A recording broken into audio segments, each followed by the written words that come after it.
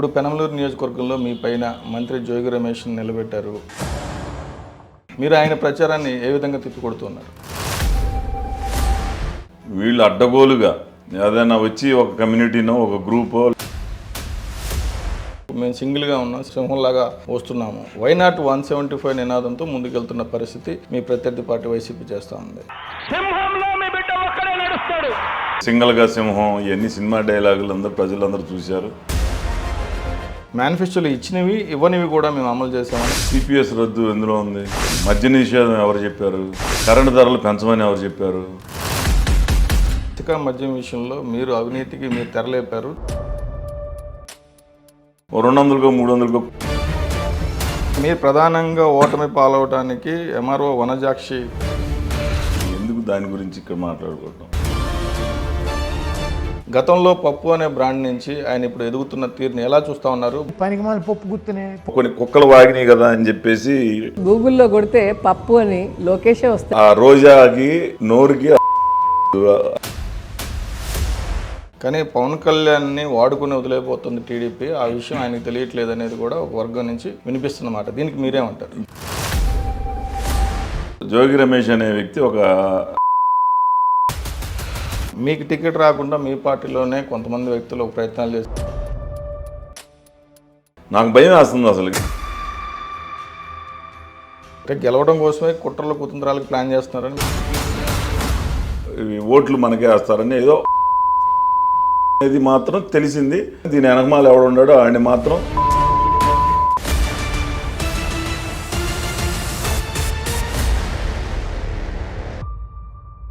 ఎన్నికలు సమీపిస్తున్న తరుణంలో అన్ని పార్టీలకు సంబంధించిన అభ్యర్థులంతా కూడా తమ అదృష్టాన్ని పరీక్షించుకునేందుకు ప్రజల ముందుకు వెళ్తా ఉన్నారు. తమకు ఓట్లేసి గెలిపించమని అభ్యర్థిస్తూ ఉన్నారు. ఈ నేపథ్యంలో ప్రస్తుతం మనం పెనమలూరు నియోజకవర్గంలో ఉన్నాము. మాజీ ఎమ్మెల్యే బోడే ప్రసాద్ గారు ఇక్కడ పెనమలూరు నుంచి కూటమి తరపున అభ్యర్థిగా ఉన్న నేపథ్యంలో ఆయనకు సంబంధించి ప్రచారం ఏ విధంగా జరుగుతుంది, అదేవిధంగా గెలుపు అవకాశాలపై ఆయన అభిప్రాయాలు ఏంటి, ఆయన అంతరంగం ఏంటి అనేది తెలుసుకునే ప్రయత్నం చేద్దాం. సార్ నమస్తే. నమస్తే. ఎలా జరుగుతుంది సార్ ప్రచారం? కొద్ది రోజులుగా ప్రజలు ముందుకు వెళ్తూ ఉన్నారు.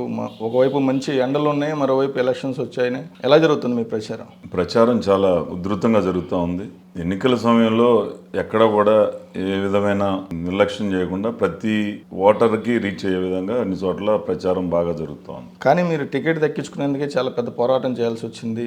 గడిచిన 5 ఏళ్లుగా మీరు ప్రతిపక్షంలో ఉన్న సమయంలో పార్టీ కోసం పనిచేశారు. కానీ అభ్యర్థి ఎంపిక విషయంలో అధిష్టానం ఎందుకు కొంత సమయం అనేది తీసుకోవాల్సి వచ్చింది? నాదొకటనే కాదు, చాలామంది సీనియర్లకు కూడా లేట్ అయింది కదా. దాంట్లో కొన్ని ఈక్వేషన్స్ బ్యాలెన్స్ చేసుకోవటాలు కొంతమంది కన్నా సీనియర్ల కన్నా నాకు ముందే ఇచ్చారు కదా. అలా చూసుకుంటే దాంట్లో ఏముంది, ఈరోజు ఇక్కడ పబ్లిక్లో ఎవరున్నారు ఏంటి అనేది ఒపీనియన్ తీసుకున్నారు, అంటే అనౌన్స్ చేశారు. దాంట్లో అంటే కొంత మనస్తాపానికి గురైన పరిస్థితి కూడా ఉంది. ఆ టైంలో ఎలా అనిపించింది? ఆ డిలే అనేది ఆ సమయంలో మీకు ఎలా అనిపించింది? నాకనే ఉంది. ఎవరైనా సరే 5 years కష్టపడిన వాడికి ఎవరైనా బాధ అనేది ఉంటుంది. ఆ బాధే నాకుంది. ఇప్పుడు పెనమలూరు నియోజకవర్గంలో మీ పైన మంత్రి జోగి రమేష్ నిలబెట్టారు. ఆయన ఏ విధంగా వెళ్తా ఉన్నారు? ఆయన ఇస్తున్న హామీలు ఏంటి? మీరు ఆయన ప్రచారాన్ని ఏ విధంగా తిప్పికొడుతున్నారు? వాళ్ళ హామీలు అసలు మేము ఏదన్నా ఒకటి మనం చెప్పాలి అంటే భయపడతాం. అది పూర్తి చేయగలమా లేదా ఆలోచన చేసి హామీ ఇస్తాం. వీళ్ళు అడ్డగోలుగా ఏదైనా వచ్చి ఒక కమ్యూనిటీనో ఒక గ్రూపో లేకపోతే ఏదన్నా ఒక ఏరియా వాళ్ళు వచ్చి మాకు ఇది కావాలి అంటే చేసేస్తా, ఇదిగో ఓ 10,000 20 లక్షలు అవుతుంది అనుకో, 10,000 ఇస్తున్నాను, నేను ఇచ్చేస్తాను, చేసేస్తానని చెప్పి వాళ్ళని ఎట్లా ఒకటి లోపరుచుకోవటం, ఓట్లు కాజేయాలనే మీద. కానీ ఇతనైతే ఎవరు నమ్మట్లా. ఎందుకనంటే పెడంలో చేసిన మోసాలు ఒక్కొక్కటిగా ప్రతి ఒక్కళ్ళు ఇక్కడికి వచ్చి చెప్తా ఉన్నారు. ఇతను ఇక్కడికి వచ్చి చేసేది ఏమీ లేదు, ఓడిపోతాడు డెఫినెట్గా, మళ్ళీ ఇంకో నియోజకవర్గం ఎత్తుక్కుంటాడు, దాంట్లో ఎటువంటి అనుమానాలు. మొత్తంగా కూటమి వైపు నుంచి 3 పార్టీలు చాలా కీలకంగా ఉన్నాయి. మరోవైపు మేము సింగిల్గా ఉన్నాం, సింహంలాగా వస్తున్నాము, వైనాట్ 175 నినాదంతో ముందుకెళ్తున్న పరిస్థితి మీ ప్రత్యర్థి పార్టీ వైసీపీ చేస్తూ ఉంది. ఎలా చూస్తూ ఉన్నారు? కూటమి గెలుపు అవకాశాలు ఎలా ఉన్నాయి? ఈ పార్టీలు కలవటం వల్ల కూటమి బలం ఏ విధంగా పెరిగింది అనుకుంటున్నారు? సింగిల్గా ఉన్నాడంటే అందరూ ఎలివేశారు అతన్ని, ఎవడో కలవట్లా, అందుకనే అలా మాట్లాడుతున్నాడు. ఇవాళ ఒక ఆశయాలు ఒక గోల్ ఉన్న పార్టీలన్నీ కూడా ఒకటైని ఈ రాష్ట్రానికి మంచి జరగాలి, ఇలాంటి శాడిస్ట్ చేతుల్లో నుంచి రాష్ట్రాన్ని బయటపెట్టి అభివృద్ధి పదం వైపు నడపాలనే ఆలోచనతోటి పార్టీలు ఏకమై ఎన్నికలకు వెళ్తా ఉన్నారు తప్పితే సింగిల్గా సింహం ఇవన్నీ సినిమా డైలాగులు అందరూ ప్రజలందరూ చూశారు. 5 సంవత్సరాల పాలన చూశారు. నువ్వు పిచ్చోడి చేతిలో రాయి ఇచ్చినట్టుగా మూడు రాజధానుల వ్యవహారం కానీ, ప్రజావేదిక కూల్చివేతకు కానీ, లేకపోతే అన్నా క్యాంటీన్లు మూసేయటం, టిడ్కో గృహాలు పాడు చేయటం, అన్ని రకాలుగా కూడా వ్యవస్థలన్నీ కూడా పాడు చేసేసావు. ఈరోజు దానివల్ల ప్రజలందరూ కూడా వేసారిపోయి ఉన్నారు. తప్పకుండా ఎప్పుడు గద్దె దించుదామని ఎదురు చూస్తూ ఉన్నారు. ఇంకా వారం రోజులు ఎన్నికలు, తప్పకుండా ఎన్నికల్లో వాళ్ళు చూపిస్తారు. జూన్ 4వ తారీఖు నాడు అన్నీ బయటకు వస్తాయి. కానీ గతంలో మేనిఫెస్టోలో ఇచ్చిన హామీలన్నింటినీ కూడా 99% పైగా మేము అమలు చేశాము. ఈసారి మేనిఫెస్టో కూడా అలాగే అమలు చేయబోతా ఉన్నాము.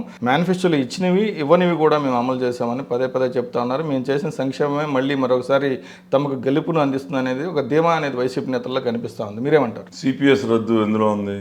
మద్య నిషేధం ఎవరు చెప్పారు? కరెంటు ధరలు పెంచమని ఎవరు చెప్పారు? అవన్నీ మేనిఫెస్టోలో లేవా? సాక్షాత్తు ప్రమాణ స్వీకారం రోజునే చెప్పావు ఇవన్నీ చేస్తున్నానని. పథకాలన్నీ రద్దు చేసావు. అంబేద్కర్ గారి పేరు తీసేసి నీ పేరు పెట్టుకున్నావు. ఇట్లాంటివన్నీ చాలా ఉన్నాయి, ఒకటి కాదు. ఏదో 10 రూపాయలు ఇచ్చి 100 రూపాయలు దోచుకోవడం. ఈరోజు మద్యంలో విపరీతమైన అవినీతి జరిగింది. శాండ్లో విపరీతమైన అవినీతి జరిగింది. ఎమ్మెల్యేకి కోట్ల రూపాయలు పంపించి నువ్వు ఎట్టగొట్ట డబ్బులు పంపించి గెలవాలి అనేది ఎలా సాధ్యం అవుతుంది? ఒక 5 సంవత్సరాలు పొలిటికల్ పార్టీ రన్ చేస్తే 5 సంవత్సరాలు 3 సార్లు ఎలక్షన్ చేశాడు అధికారం లేకుండా. ఇది 3వసారో 4వసారి. ఒకసారి బై ఎలక్షన్లో పోటీ చేశారు. ఇంత భారీ ఎత్తున కరప్షన్ చేయకపోతే ఇంత పార్టీని ఎలా నడుపుతా ఉన్నారు? ఇప్పుడు తెలుగుదేశం పార్టీ అధికారంలో ఉండే అభ్యర్థులకి సరైన ఆర్థిక సహకారం అందించలేని పరిస్థితుల్లో తెలుగుదేశం పార్టీ ఉంది.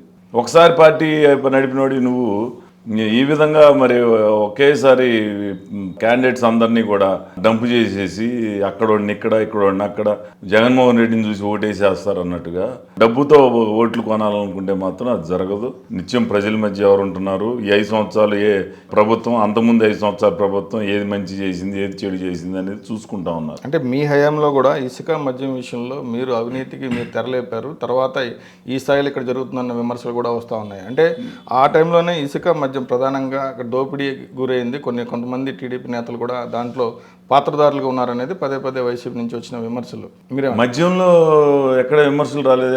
ఎంత 50 రూపాయలు 60 రూపాయలు మద్యం ఇచ్చారు. అది అన్ని బ్రాండ్లు దొరికాయి. శాండ్ అంటారా, ఫ్రీ శాండ్ చేశారు. ఇంకా దాంట్లో అవినీతి ఏముంటుంది? ఫ్రీ శాండ్లో లోడింగ్ పొక్లైనర్లు పెట్టుకుంటే 200కో 300కో కూలికి కిరాయి ఇసుక పోస్తే అది స్కామ్ అవుతుందా? మీరు ప్రధానంగా ఓటమి పాలవటానికి ఎంఆర్ఓ వనజాక్షి ఘటన కారణం. అక్కడ మీ పార్టీకి సంబంధించిన చింతమనేని ప్రభాకర్ లాంటి వాళ్ళే ఇసుక వాళ్ళు హైలైట్ చేసుకున్నారు. వనజాక్షి ఇది సంబంధం లేని ఇష్యూ. ఎంఏ సంగతి అందరికీ తెలుసు, మెంటల్ కేసు అని. ఎందుకు దాని గురించి ఇక్కడ మాట్లాడుకోవటం? ఇక 2014లో ఉన్న పరిస్థితులకి రాష్ట్ర విభజన జరిగింది. ఒక సీనియర్ నాయకత్వం అవసరం అని చెప్పి చంద్రబాబు నాయుడు గారికి పట్టం కట్టడం జరిగింది. ఇప్పుడు కూడా రాష్ట్రంలో అలాంటి పరిస్థితులు ఉన్నాయని భావిస్తున్నారా మీరు? 100% కకావికలం అయిపోయింది రాష్ట్రం. ఈరోజు మరి పరిశ్రమలు కానీ అభివృద్ధి కానీ అన్నీ కుంటుపడిపోయినాయి. తప్పకుండా చంద్రబాబు నాయుడు గారు వస్తేనే అభివృద్ధి జరుగుతుందని ప్రజలు కోరుకుంటా ఉన్నారు. కూటమిలో జనసేన కలిసి రావడం అనేది మీ పార్టీకి లాభమా? ఏ విధంగా లాభం? అదేవిధంగా చంద్రబాబు నాయుడు గారు జైల్లో ఉన్న సమయంలో రాజమండ్రి సెంట్రల్ జైలు వేదికగానే అక్కడికి వచ్చి పవన్ కళ్యాణ్ ఒక స్పష్టమైన ప్రకటన చేయడం జరిగింది. చంద్రబాబు గారు జైల్లో ఉన్నప్పుడు మీ అందరికీ ఏమనిపించింది? ఆ తర్వాత పవన్ కళ్యాణ్ సహకారం ఎలా అనిపిస్తోంది? ప్రజెంట్ సినారియో ఎలా నడుస్తోంది? పవన్ కళ్యాణ్ గారు జనసేన పార్టీ చాలా కసిగా ఉన్నారు. ఎలాగైనా సరే ఈ ప్రభుత్వాన్ని గద్దెదించాలి. పర్సనల్గా పవన్ కళ్యాణ్ గారిని తిట్టాడు. పవన్ కళ్యాణ్ గారు వాస్తవాలు మాట్లాడారు. ఇక్కడ అహంకారంతో ఉన్న ముఖ్యమంత్రిని గద్దెదించవచ్చు అని పవన్ కళ్యాణ్ గారు ఆ రోజు అక్రమంగా అరెస్ట్ చేస్తే చంద్రబాబు గారి దగ్గరికి వెళ్ళి పరామర్శించి బయటకు వచ్చి అనౌన్స్ చేయడం జరిగింది.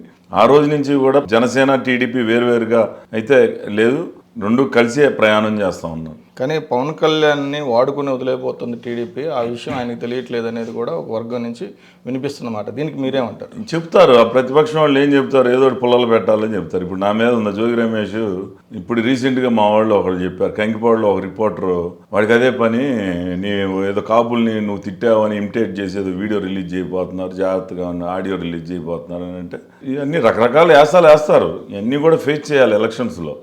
ఇప్పుడు జోగి రమేష్ అనే వ్యక్తి తలకు కట్టుకోవటం, దాడి చేశారనో ఏదో సానుభూతి కోసం రకరకాలు.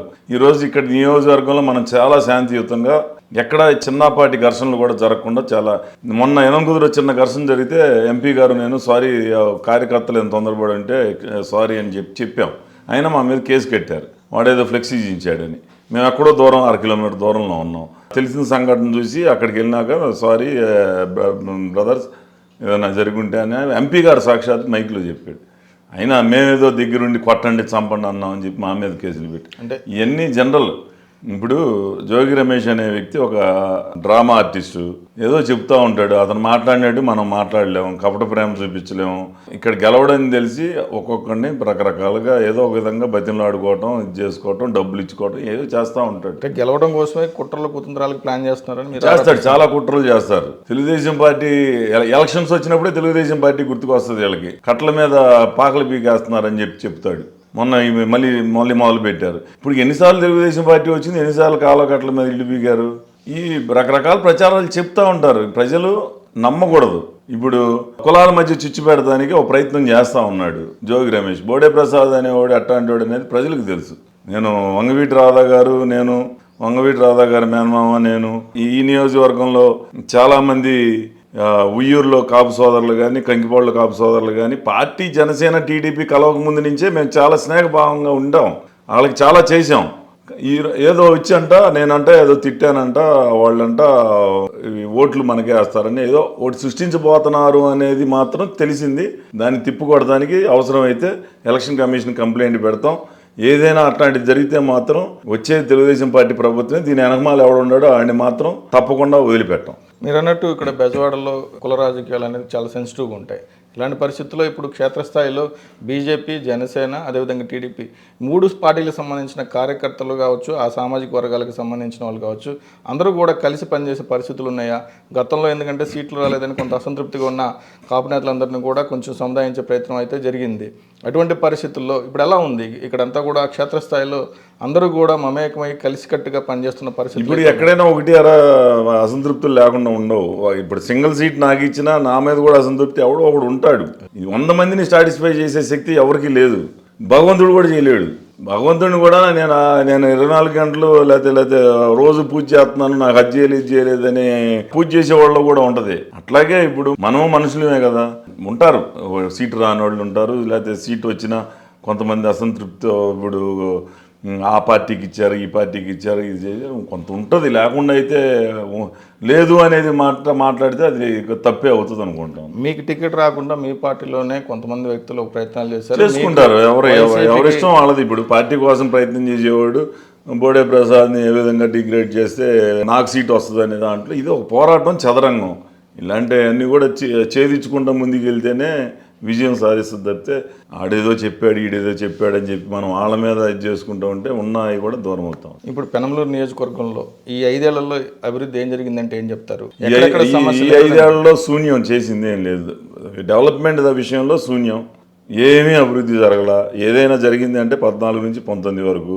ఇప్పుడు రేపు రాబోయే తెలుగుదేశం పార్టీ నాకు భయం వేస్తుంది. అసలు ఈ 5 సంవత్సరాల్లో మేము వేసిన రోడ్లు కూడా ధ్వంసం అయిపోయినాయి. ఇప్పుడు ఇవన్నీ ఎట్లా చేయగలం ఏంటి అనేది అంటే అయితే ఒక నమ్మకం ఉంది నాకు. 2014 నుంచి 19 దాకా కూడా చంద్రబాబు నాయుడు గారు ఏ విధంగా ఫండ్స్ అయితే తీసుకొచ్చి గ్రామాల్లో రోడ్లు వేసామో, మళ్ళీ అదేవిధంగా చంద్రబాబు నాయుడు గారు ఏదో ఒక విధంగా సంపద సృష్టించి అభివృద్ధి, సంక్షేమం 2 కూడా నడిపిస్తారనే ధైర్యం ఆయన చూస్తే నాకైతే బలంగా ఉంటుంది. మీ పార్టీకి సంబంధించి చంద్రబాబు నాయుడు గారి తర్వాత లోకేష్ నాయకత్వం ఎదుగుతూ ఉన్న పరిస్థితి కనిపిస్తుంది. యువ నాయకుడిగా ఆయన ఎదుగుతున్నారు. గతంలో పప్పు అనే బ్రాండ్ నుంచి ఆయన ఇప్పుడు ఎదుగుతున్న తీరుని ఎలా చూస్తూ ఉన్నారు? భవిష్యత్తు నాయకుడిగా లోకేష్ని ఎలా చూస్తూ ఉన్నారు మీరు? ఇప్పుడు ఆ రోజాకి నోరుకి అడ్డు అదుపు లేదు. అదేదో వాగింది కదా అని చెప్పేసి మాట్లాడితే ఎట్లా? తను ప్రూవ్ చేసుకునే టైం వచ్చింది, ప్రూవ్ చేసుకుంటున్నారు.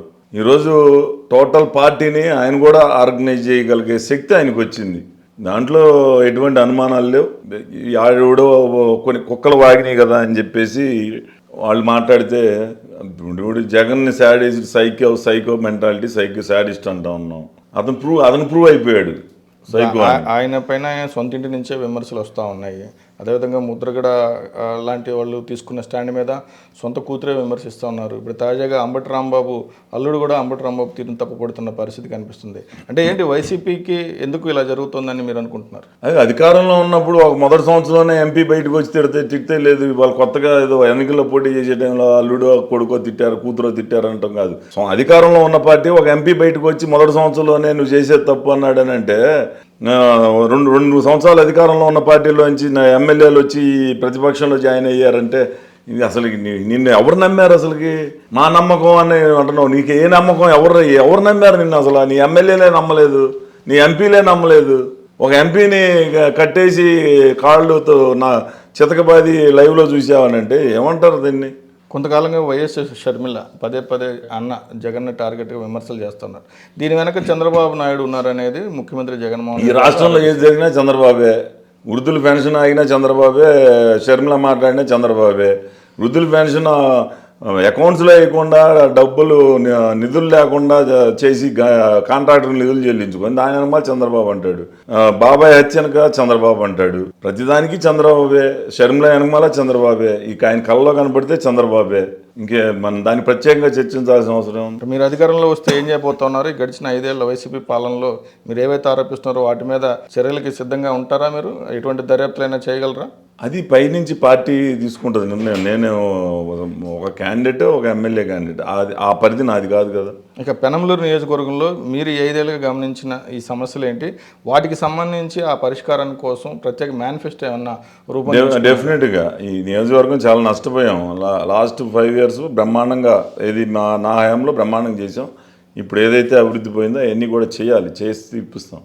ప్రత్యేకంగా ముస్లిమ్స్కి నా మనసులో ఒక కోరిక ఉంది. వాళ్ళకి ఒక ఈద్గా, ఒక మసీదు, ఒక షాదీఖానా, ఒక మోడల్గా, ఒక పర్యాటక కేంద్రంగా ఇక్కడ వక్స్ బోర్డులో భూములు ఉన్నాయి. దాంట్లో చేయాలనే ఆలోచన ఉంది. తప్పకుండా ప్రపోజల్ బాబు గారి దగ్గరికి తీసుకెళ్ళి శాంక్షన్ చేయిస్తానని చెప్పి నేను బలంగా అనుకుంటున్నాను. ఫైనల్గా మెగా9 టీవీ వేదికగా పెనంలూరు నియోజకవర్గ ప్రజలకు మీరేం చెప్పబోతా ఉన్నారు? స్థానికంగా నేను ఒకటే చెప్తున్నా, నేను అధికారంలో ఉన్నా, అధికారంలో లేనప్పుడు, గెలిచినా ఓడినా ప్రజల మధ్య ఉన్నాం. స్థానికుణ్ణి. ఇప్పుడు ఇతను ఎక్కడి నుంచి వచ్చాడో కొత్తగా వచ్చాడు. కొల్లేటి పక్షులు అంటారు, ఈ విదేశాల నుంచి వచ్చి ఇక్కడికి వచ్చి గుడ్లు పెట్టుకొని పిల్లలతో సహా వెళ్ళిపోతూ ఉంటాయి.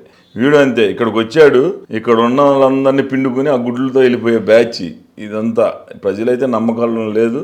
తప్పకుండా నియోజకవర్గంలో ప్రజలందరూ కూడా ఆదరిస్తున్నారు. అసలు అతనికి ఇక్కడ నాకు తెలిసి పార్టీ ఓటింగ్ కొంత ఉంటుంది, కానీ మామూలుగా అయితే వ్యక్తిగతంగా అయితే డిపాజిట్లు కూడా రావు. Right sir, thank you. ఇది మొత్తంగా బోడే ప్రసాద్ గారి అంతరంగం. ఓడిపోయినా అదేవిధంగా అధికారంలో ఉన్నా ఎప్పుడు ప్రజల మధ్యనే ఉన్నాను, ప్రజల కోసమే తాను పనిచేస్తానని చెప్తా ఉన్నారు.